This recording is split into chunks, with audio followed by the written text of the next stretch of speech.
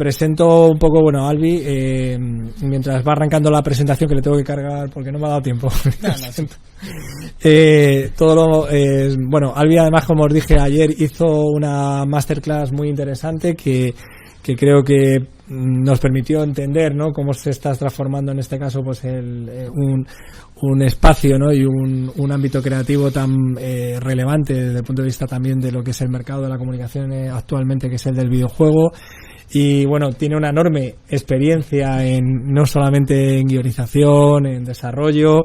Es un trotamundos porque ha trabajado, yo creo, no le ha quedado un medio y un tipo de producto por desarrollar. Y entonces, bueno, su experiencia pues es muy de primera mano, muy de estar ayer. Además me resultaba muy sugerente porque hablabas un poco de esa idea de estar en la trinchera, ¿no?, de pasar muchas noches en vela haciendo trabajos, pues eso, que eran muy, muy, muy laboriosos y como, bueno, pues la inteligencia artificial, más allá de los enormes retos que nos presenta, que ya lo estamos viendo, pues es una ayuda inestimable, ¿no? Entonces, si quieres, mientras vas arrancando, voy a hacer el traslado de contenido e información y enseguida estamos ahí arrancando. Bueno, pues como... ¿Se me oye? ¿Se me oye bien? Sí.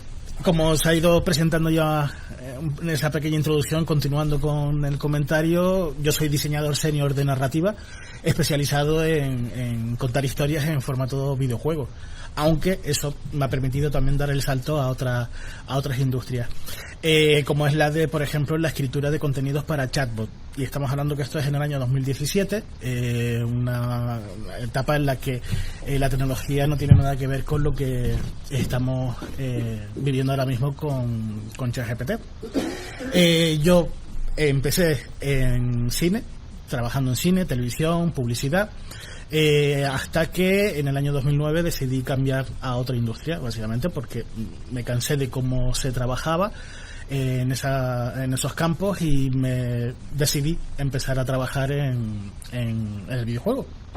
Y entonces, desde ese entonces, 2009 hasta hoy día, he estado trabajando en licencias como La Patrulla Canina, Hotel Transilvania o Mi Pequeño Pony, que básicamente son productos que vienen directamente de Estados Unidos y encargaban a desarrolladoras de videojuegos que hay aquí en España la creación de esos productos secundarios dentro de toda la línea de la marca.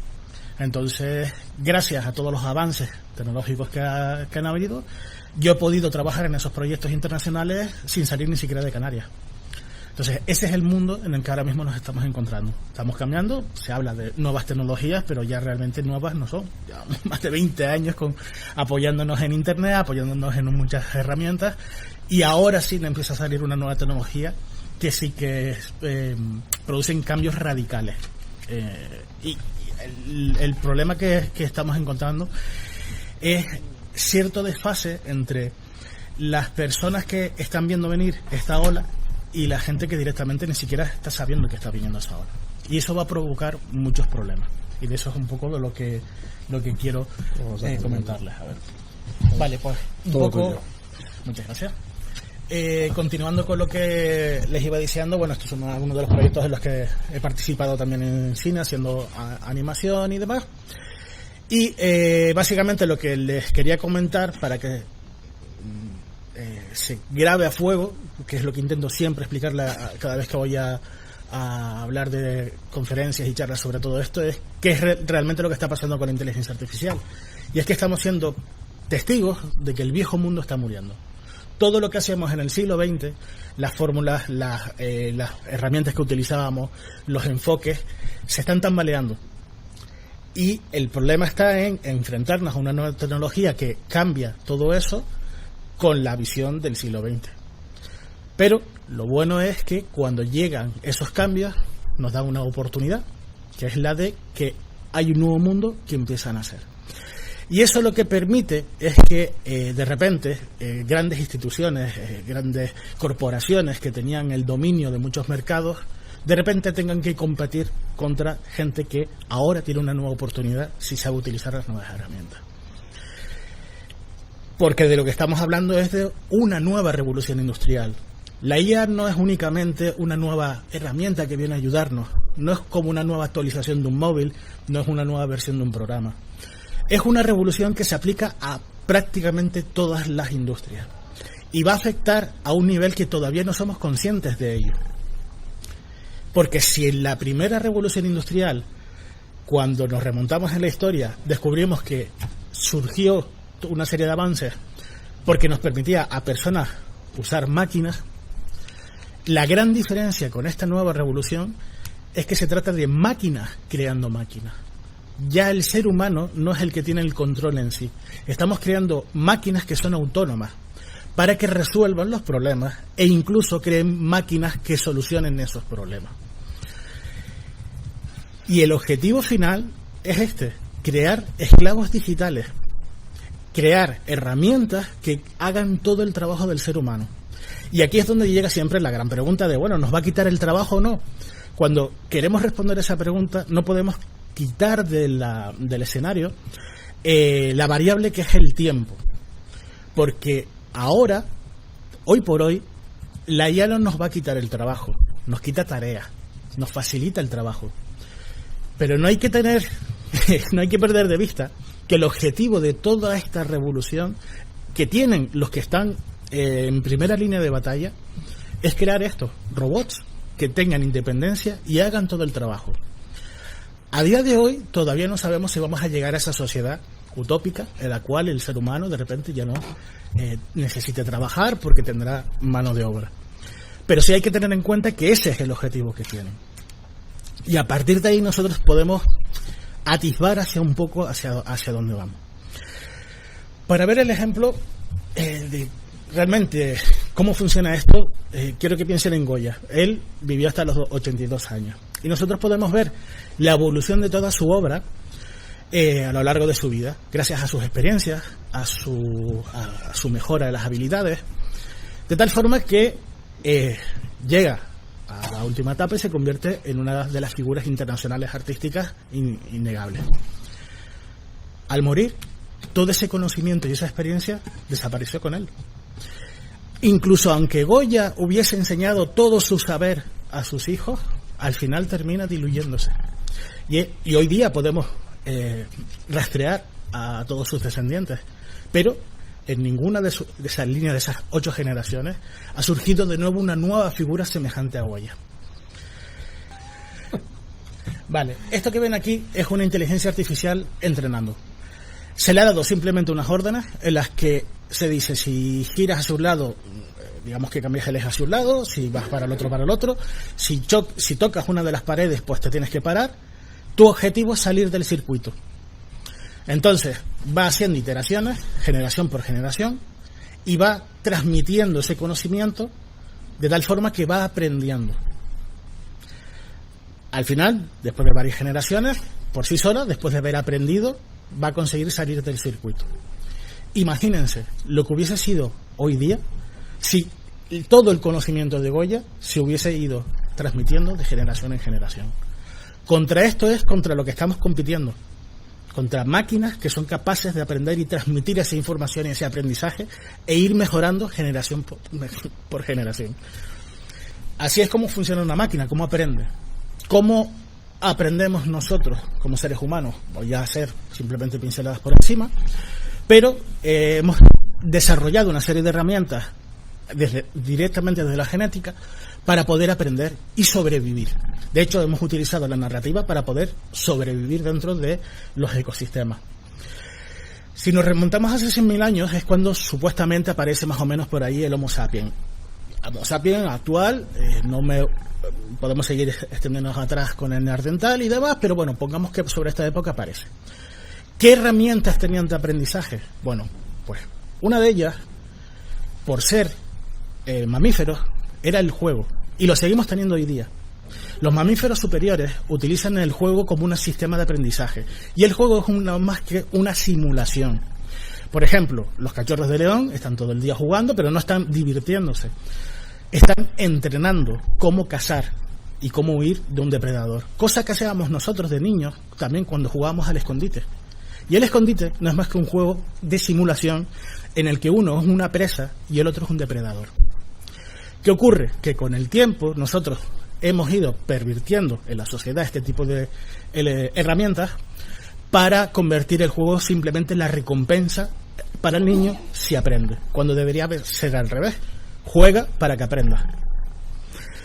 Esa es una de las herramientas que hemos tenido y lo seguimos usando hoy día. La otra es precisamente el relato, la comunicación oral. Nosotros transmitíamos información hablada, información valiosa, porque teníamos un lenguaje, un sistema de comunicación más complejo. Hasta tal punto en que los aborígenes australianos tienen auténticos mapas del desierto como canciones y son capaces de transmitir de generación en generación dónde están las fuentes dentro del desierto, dónde están los animales peligrosos, por canciones que se transmiten de generación en generación. Seguimos avanzando y llegamos atrás 5.000 años, en el que inventamos una tecnología que nos permite almacenar ese lenguaje oral en un formato físico, para que perdure mejor todavía, porque uno de los problemas que tiene el lenguaje oral, la transmisión oral, es que va variando, la lengua está viva, y cada narrador va añadiendo o cambiando elementos. Pero ese soporte físico estaba solamente reducido a personas que eran de la élite. No todo el mundo tenía acceso a esa información. Es cuando llega la imprenta, cuando de repente inventamos un soporte que es más liviano para transportar la información y se puede hacer de forma mucho más masiva. Y eso nos permite que empiecen a surgir nuevos movimientos de pensamiento, porque las ideas se pueden plasmar, se pueden intercambiar y demás. Y hace solo 130 años es cuando cambiamos de nuevo el formato, añadiéndole el formato audio, formato de imagen, enriqueciendo de nuevo todos esos relatos. Es decir, que nosotros hemos pasado del relato oral durante, digamos que 995.000 años relato oral, de repente llega la escritura, y en el último siglo es donde a ese relato oral le añadimos imagen. ¿Y el juego? ¿Qué pasa mientras tanto con el juego? Nosotros a nivel histórico podemos volver otra vez a repasar y encontrar que el juego, hasta hace 5.000 años, por ejemplo en Mesopotamia, habían juegos de mesa y también juguetes para los niños, porque de nuevo los juguetes servían como entrenamiento de simulación para los niños, y lo seguimos usando hoy día. Tenemos muñecas, por ejemplo, porque queremos que nuestros hijos aprendan el cuidado, y hay una serie de tareas que le damos las cocinitas y demás, porque les estamos inculcando un conocimiento de cómo ser unos adultos funcionales. Seguimos avanzando y hace 2000 años en India aparece el juego del pachisi, que es hoy día el que usamos como parchís. En este caso, el juego tenía un componente propagandístico, porque en tiempos de Akbar I, que era la persona que gobernaba entre la India, Pakistán y demás, tenía unos jardines de palacio que eran muy conocidos, y el pachisi representa los jardines por los cuales los jugadores, que son las muchachas más hermosas del país, que tienen que ir corriendo y a ver quién llega la primera al centro, porque en el centro está el rey Akbar I, y quien llegue, la muchacha que llega antes al centro, podrá estar con él. Entonces recogemos ese juego, le quitamos esa capa de narrativa y lo convertimos en un juego abstracto que sirve hoy día para que los niños practiquen la suma. Hace 900 años, en el medievo, es cuando podemos encontrar el juego de la oca, y hay teorías que plantean que es una herramienta que usaron los templarios para que a través de simbología visual se enseñara a la gente cómo hacer el recorrido de la ruta de Santiago. Y hace 65 años es cuando empezamos a mercantilizar a través del mercado en Estados Unidos los juguetes, y se centran el juego y el juguete como un producto para el público infantil. Y ahí dentro de esa mercantilización es cuando por ejemplo se introduce el videojuego como un juego que es otro juego más para niños. Eso fue la idea que había durante los primeros 20 años de la historia del videojuego, cosa que hoy día ya ha ido cambiando. ¿Qué diferencias hay entre el relato y el juego? Pues podemos encontrar que el relato es lineal, tiene un inicio, nudo, desenlace, es determinista, es decir, intentamos siempre contar la misma historia. En los formatos ya como cine, novela y demás, siempre se repite. Suele haber un protagonista único, puede haber más y demás, pero lo normal es que siempre las aventuras las viva una única persona. Sin embargo, el juego es multicamino. Nosotros podemos en cada partida tomar decisiones que vayan cambiando la narrativa, digamos, del juego. Es caótico, es decir, nadie sabe qué es lo que va a pasar, nadie tiene el control, y esa es la diversión del juego. Y además todos son protagonistas. Es decir, cada uno de los jugadores está viviendo su propia aventura dentro del juego que está viviendo. Y eso nos hace abre la pregunta de, ¿se puede contar una historia con un juego? Para eso le tengo que hablar de los 4 pilares que tiene el juego, rápidamente. El primero es la tecnología, el soporte sobre el cual se realiza el juego. Puede ser un dado, puede ser una consola, puede ser mi propio juego, mi propio cuerpo, si estoy jugando, por ejemplo, al escondite. Las mecánicas, que son las reglas, es la forma que nosotros interactuamos con el sistema, que son limitaciones. Es decir, realmente nos divertimos cuando nos imponemos ciertas limitaciones para ver si somos lo suficientemente hábiles para poder superar los obstáculos y conseguir el objetivo. El arte es la capa aquella que nos estimula visualmente, sensorialmente, no solamente visual. En un juego como, por ejemplo, el escondite, no hay arte en sí, pero sí, a medida que hemos ido haciendo juegos mucho más complejos, juegos de mesa, videojuegos, la capa de arte es muy importante, porque nos da también mucha información del universo en el que estamos, si estamos haciendo bien las cosas, etcétera. Y por supuesto hay una cuarta base, un cuarto pilar, que es el de la narrativa. Pero puede tener distintos baremos. Puede ser desde solo el ambiente en el cual estamos jugando hasta historias donde directamente controlamos un personaje y queremos que ese personaje diga cosas concretas, como ocurre en los videojuegos. Pero todos los juegos cuentan historias, absolutamente todos. Esta imagen que ven aquí es, bueno, imagino que recordarán en el Angry Birds, que era un juego de móviles muy famoso hace tiempo. Si le quitamos la capa, ese pilar de la narrativa, tenemos lo de la derecha, que es un juego abstracto, porque la narrativa impregna desde el momento en el que nosotros aplicamos personajes, aplicamos también ambientes, universos, pues la narrativa llega hasta ese punto. Un partido de fútbol también tiene su propia narrativa, porque también tenemos protagonistas y antagonistas. Los protagonistas son los de mi equipo, los antagonistas son los del contrario. Tenemos una trama, que son todos los eventos que ocurren dentro de un partido, caótico, aleatorio, sin sentido, sin control ninguno. Pero la diversión surge cuando de repente hay una jugada que lleva al clímax. Y ese clímax es cuando se lanza a puerta. Y esto es porque distinguimos dos tipos de narrativa en base al juego. Una es la narrativa externa, que es cuando hay un narrador que es el que nos cuenta la historia. Es lo que tenemos con la oral, tenemos con el cine, tenemos con la novela.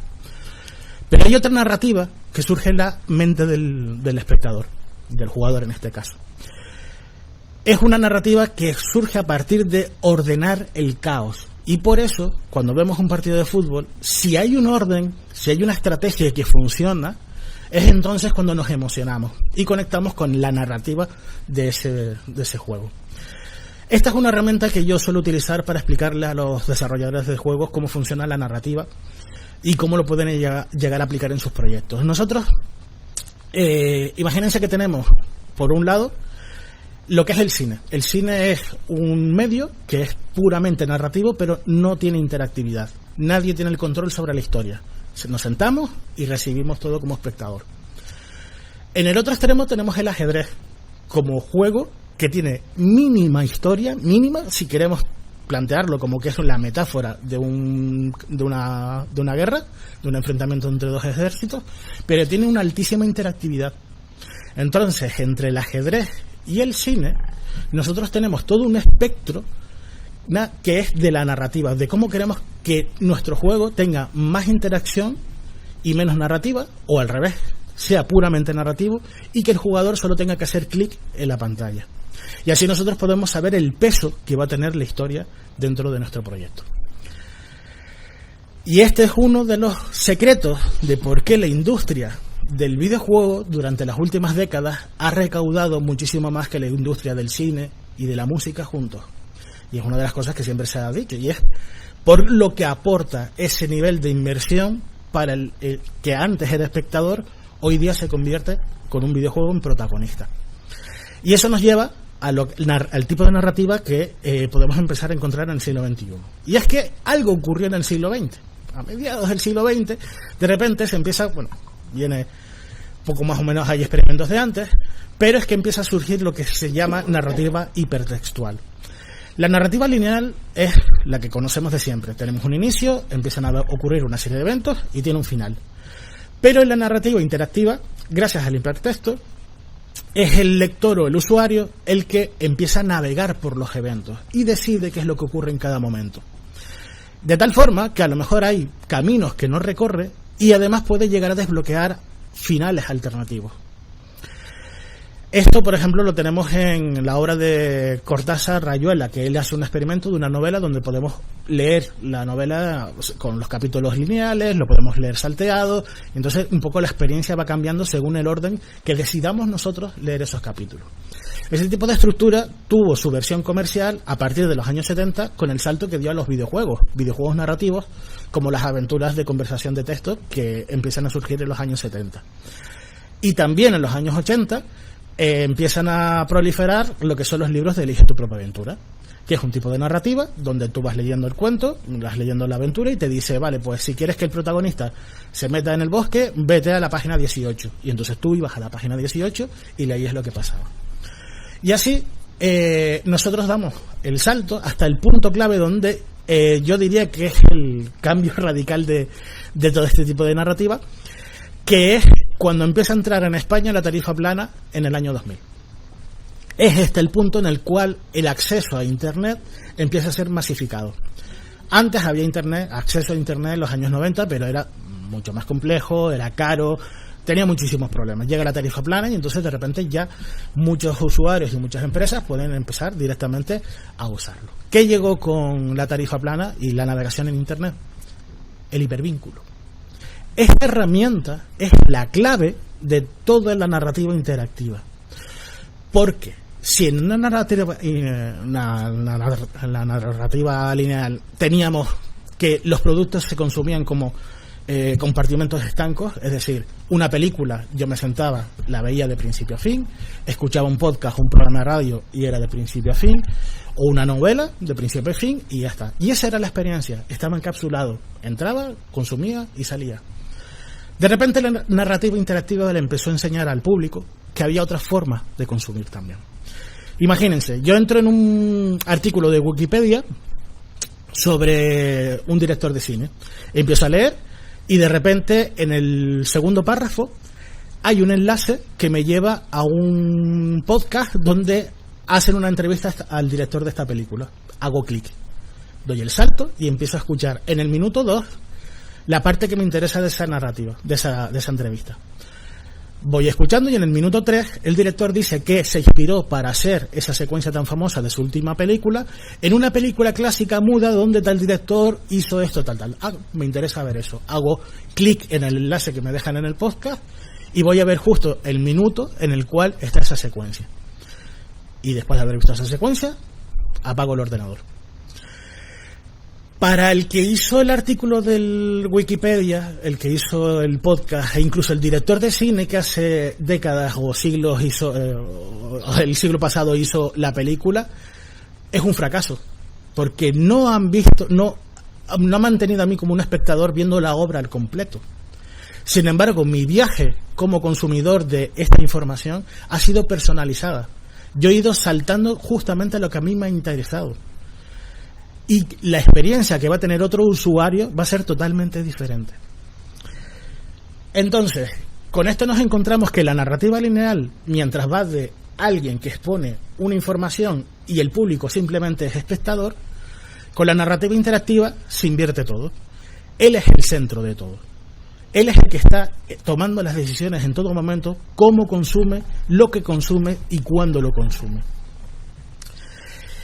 Y eso es precisamente el gran cambio de paradigma que ha habido con los medios. Ya la gente no se reúne alrededor de un televisor o de una pantalla, de un dispositivo, para escuchar lo que alguien le tiene que decir. El gran avance que tiene las grandes plataformas como Netflix y demás es que lo que venden es no un catálogo, venden poder. El poder del control que tiene el usuario para elegir cómo consumirlo en cualquier momento. De la misma forma que a lo mejor se ve una película, la pausa, la pone a por 2, comenta en Twitter, la pausa para irse a comer y volver a verlo, o saltar a otra serie, o verse una serie al completo. Vende control sobre el consumo. Porque el público ya no quiere ser espectador. Después de haber probado las mieles del hipervínculo, lo que quiere es tener más y más control. Y es aquí donde surge las posibilidades, gracias a la IA generativa, para de repente ofrecerle algo que los medios, ningún medio de comunicación, tanto cine, novela y demás, está pudiendo ofrecer. Y si somos capaces de leer entre líneas, nos estamos dando cuenta de algo que está ocurriendo también con lo que les decía antes, que la misma realidad se está fragmentando. Ya nadie quiere tener acceso a la verdad, lo que quieren es tener la razón, y por eso seleccionan la información que les interesa. Y de esa forma, nosotros ya estamos viendo cómo ha habido un cambio del paradigma, de cómo antes la gente intentaba imitar los arquetipos y los mensajes que nos ponían en las pantallas de un único canal, para darse la vuelta. De repente el público es el que está exigiendo a los medios que reflejen todos y cada uno de los elementos que hacen la diversidad. Ya no quieren escuchar la historia de alguien que viene de fuera, quieren que los medios reflejen su propia historia individual, sus propias características, su propia realidad. Porque la realidad no es el único canal que teníamos hasta los años 90. La realidad se ha ido fragmentando, empoderando incluso otras visiones del mundo. Y esa es una de las razones de por qué tenemos precisamente en el cine, uno de los grandes conflictos que tiene el público, es que hay unos sectores que exigen más diversidad, que se reflejen mejores historias, que sean más cercanas para ellos, mientras hay otros que hablan de inclusión forzada porque no están aceptando que el mundo viejo está muriendo. La realidad se está fragmentando hasta ese punto. Entonces, llega la IA generativa para, por fin, a nivel tecnológico, ofrecer mundos a la carta. Y eso es lo que yo llamo narrativa ergonómica. De repente, una narrativa que ya no es interactiva. Es una narrativa que se va a adaptar exactamente a lo que yo quiero.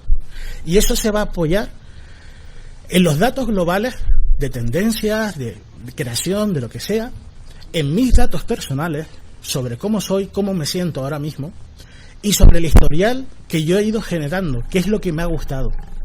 Cruzando todo ese Big Data y con la inteligencia artificial generativa, vamos a poder crear y recrear precisamente las historias que yo individualmente quiero, lo que cada uno quiere en todo momento, que es lo que quiere ver.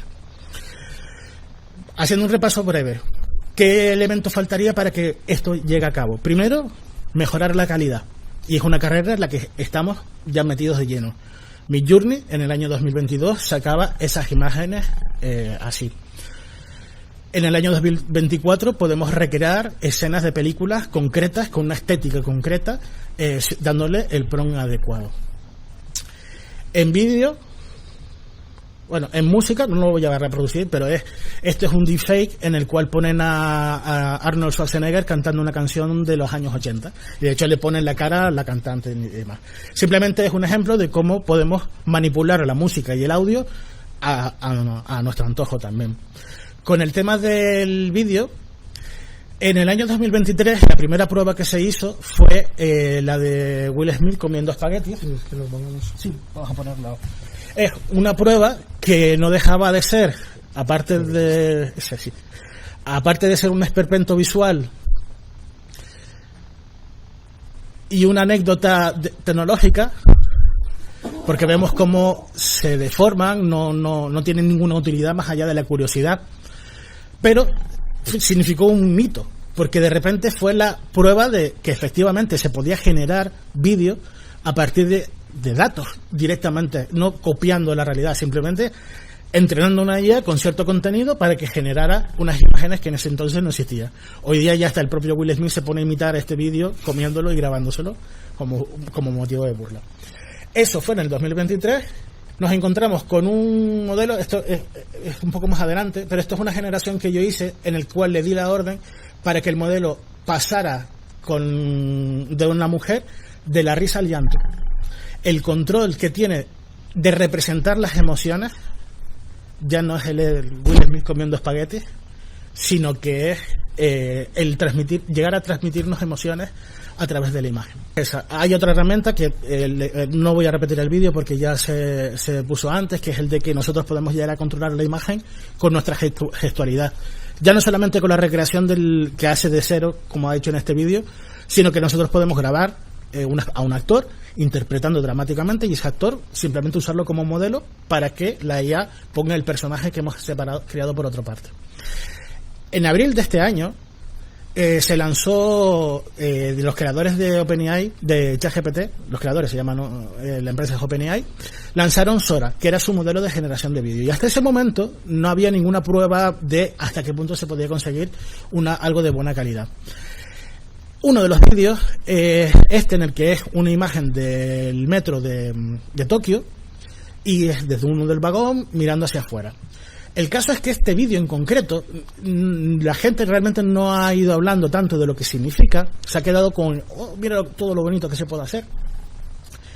Pero los analistas realmente estaban alucinando con este vídeo en concreto y este fotograma determinado.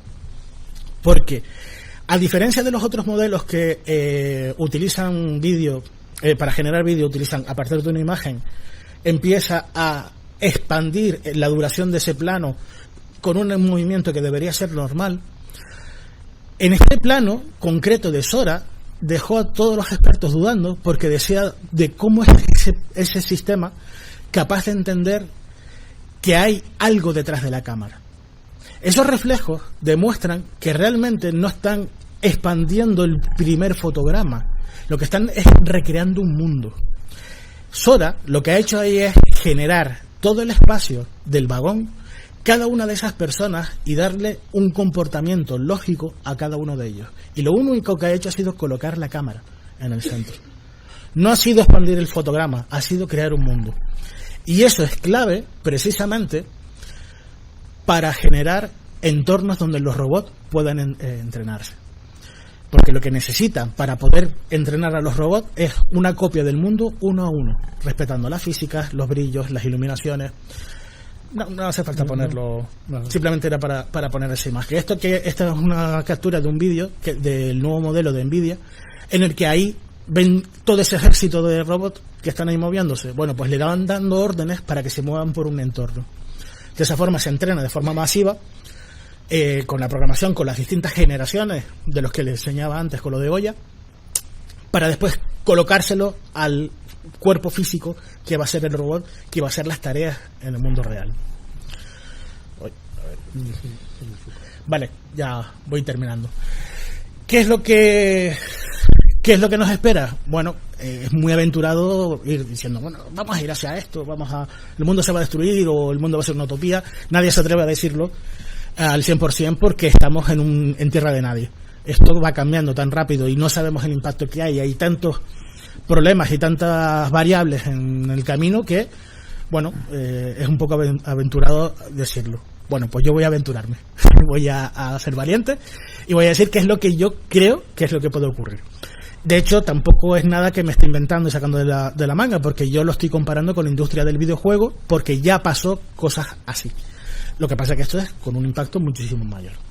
Ahora mismo nos encontramos aquí. Nosotros tenemos la posibilidad de generar vídeo, pero sin control.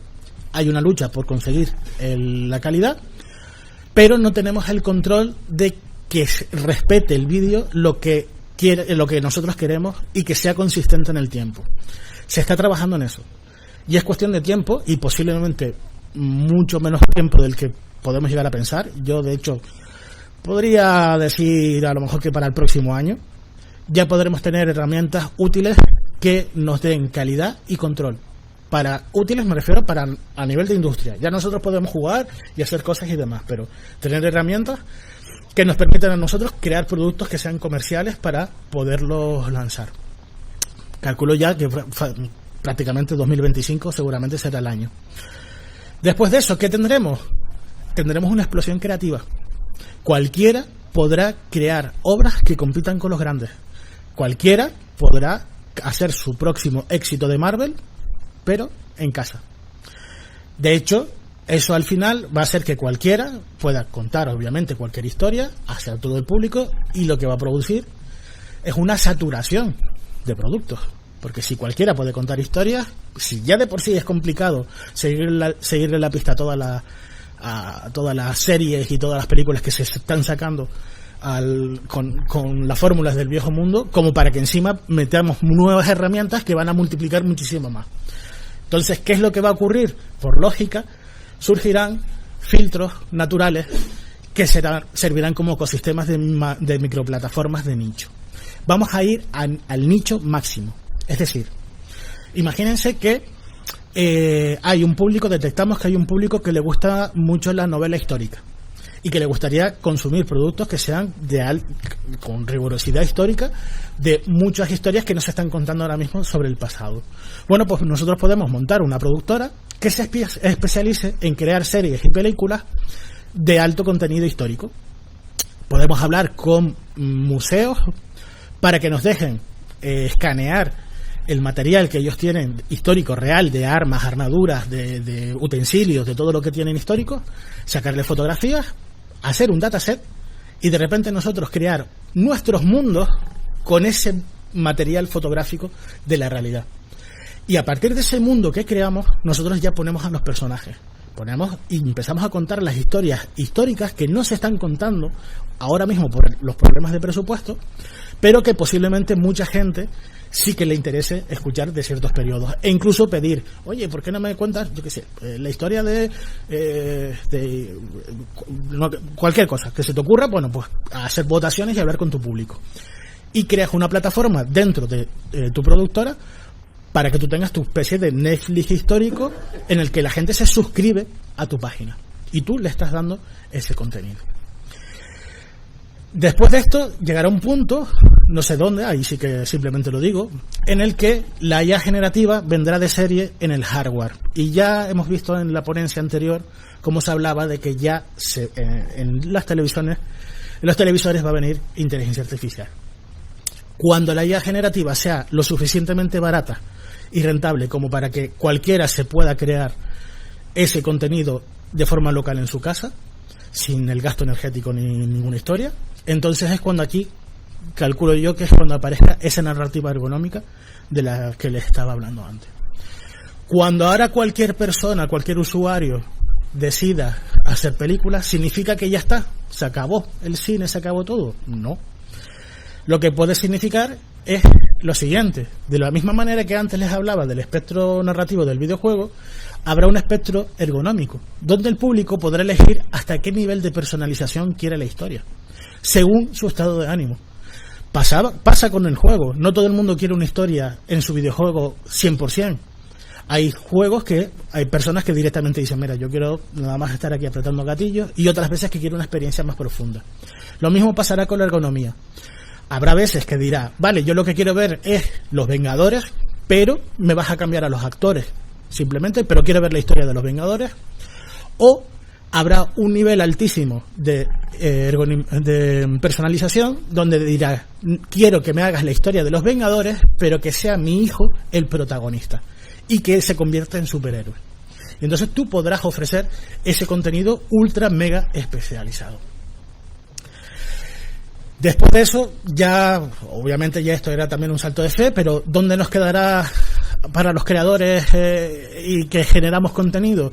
Bueno, pues yo creo que ahí surgirá un nuevo mercado de datasets. Es decir, alguien tendrá que alimentar a la máquina con contenido nuevo. Y de ahí es donde yo creo que, pues, fuese inteligentes las grandes empresas, empezarán a contratar a artistas que generen contenido nuevo y original. Y simplemente les estén pagando para que esos dibujos y esas imágenes y todo ese contenido que se genere sirvan para ir a una inteligencia artificial y que los artistas cobren porque se genere ese material con el suyo. Porque la IA, de momento todavía, lo único que puede hacer es repetir patrones, pero no puede innovar. Con lo cual no va a poder repetir, solo va a repetir lo que ya sabe, lo que tiene, pero no va a ser consciente de cuál es el sentir emocional de la gente, de tendencias, de ideas y demás. Se podrán medir, se podrán registrar, porque vamos a entrar en un mundo en el cual vamos a estar monitorizados al 100%, pero siempre va a haber un componente humano ahí que siempre va a ser necesario. Cada vez va a ser más pequeñito, pero siempre será necesario. Hacia el futuro, la actitud que tenemos que hacerlo, evidentemente, les repito, nadie sabe qué es lo que va a pasar. Pero eso es bueno, porque si recuerdan, en el año 2003 nadie se hubiese imaginado qué es lo que hubiese pasado con una plataforma como YouTube. Lo mismo en el 2010, con la llegada de las plataformas de streaming y cómo iba a cambiar todo. Nos encontramos exactamente en ese mismo punto. Ahora mismo no sabemos qué es lo que viene, pero sabemos que viene grande. Lo que tenemos que hacer es estar preparados para eso. Y ya está. Muchas gracias por escucharnos.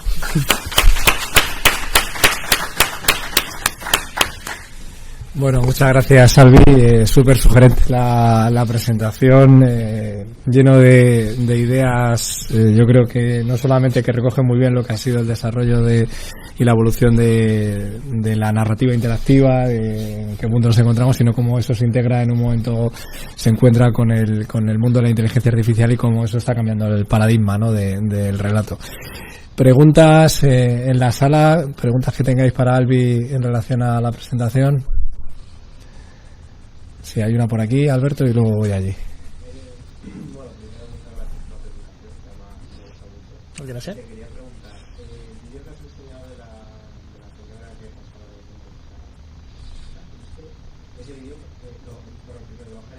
Sí. Creo que era Hilux, precisamente, la que Álvaro estaba mostrando antes. Era una de las pruebas que hice justamente cuando se dio el bombazo de sale una nueva IA generativa que viene de China. Bueno, pues siempre pruebo a ver qué es lo que tiene, y me sorprendió muchísimo la capacidad de ser el primer modelo que sacaban ellos en beta, que tuviese ya esa calidad. Yo decía, mi madre, China tiene que estar aquí a un nivel que es que, vamos, lo que hace siempre, van calladitos la boca, haciendo las cosas, y cuando lo lanzan, dejan a todo el mundo flipando. Pero eso, creo que recordar que era con Hilux.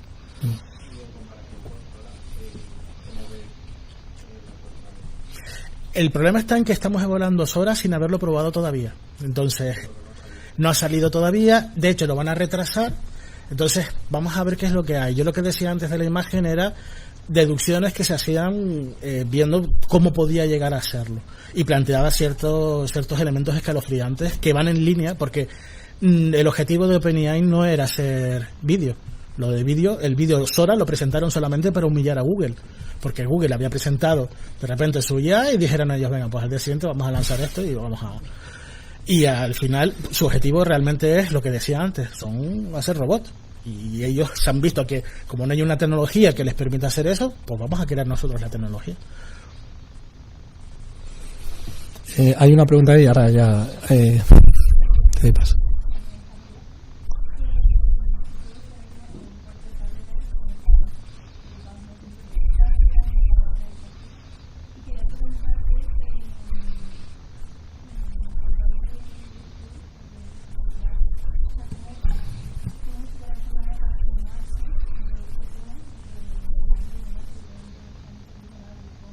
Sí.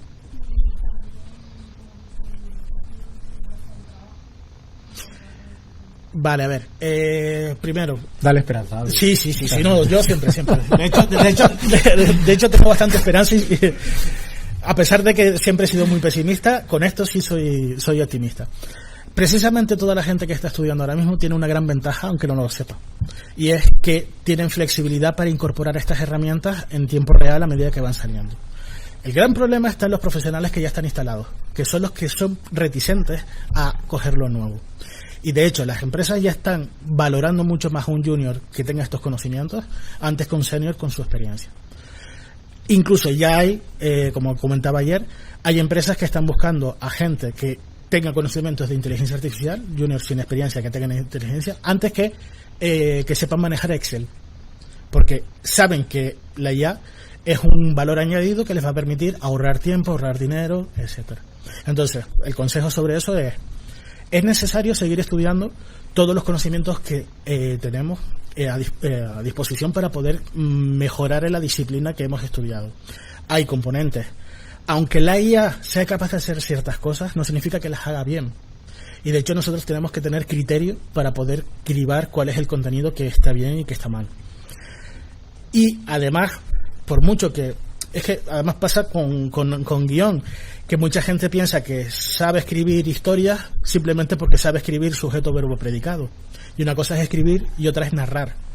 Lo mismo pasará con estas herramientas. Sí, yo puedo hacer una imagen, qué bonita, pero yo no sé dibujar y por tanto no sé composición, no sé iluminar, yo no sé una serie de elementos que si los conozco y esa teoría la domino, yo voy a poder utilizar la herramienta mejor que otra persona. Entonces, aunque ahora parezca que la IA va a quitar ese puesto de trabajo, llegará un punto en el que todas las empresas usen IA y la única forma de destacar sea con buenos profesionales utilizando la IA. Y esos buenos profesionales necesitan conocer todas las bases, toda la teoría y todo lo demás que muchos otros simplemente se han puesto a toquetear y que no tienen, y es necesario. Y sobre el tema del trabajo, es lo que decía antes. Hay una variable que es el tiempo.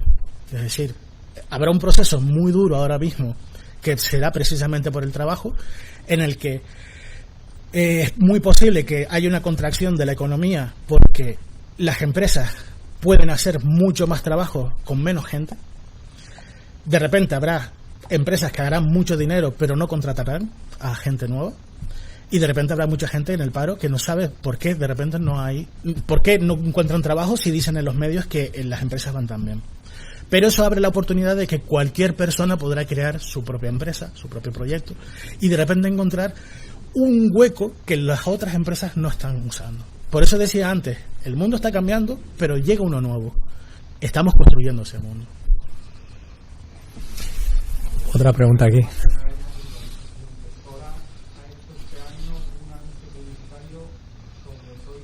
Sí, y era un desastre. Era un desastre porque realmente no fue Sora en sí, no venía desde la corporación, sino cuando empezabas a rascar un poco de la información, era una agencia de publicidad que quiso usarlo para ellos ganar publicidad en redes.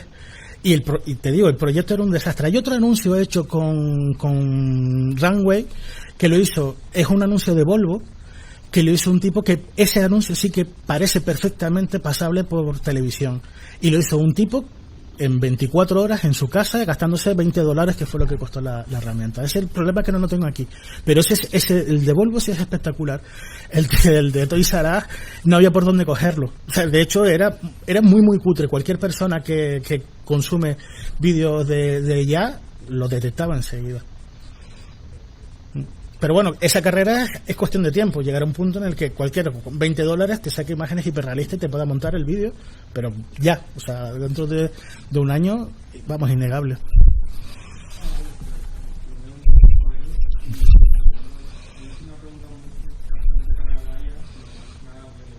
Uh-huh.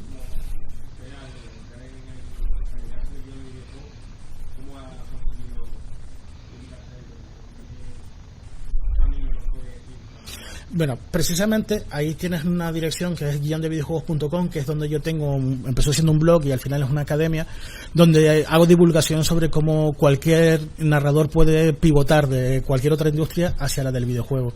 Hay muchos recursos gratuitos, de hecho tengo un webinar precisamente de cómo encontrar trabajos en la industria y demás. Entonces ahí puedes tener esa información.